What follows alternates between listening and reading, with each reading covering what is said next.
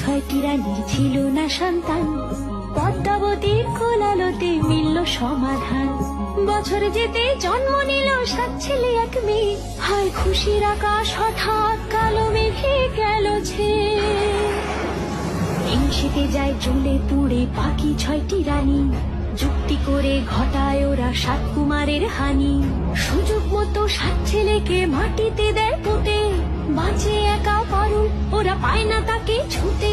ধাইমা বাঁচায় সেই মেয়েকে বড় করে তোলে, 7 ভাইকে পায় যে পারুল 7টে চাপা ফুলে। এত কিছুর পরে ও রাজার বিপদ যে কাটে না, সূর্য নগরে সুখের সূর্য আর ওঠে না।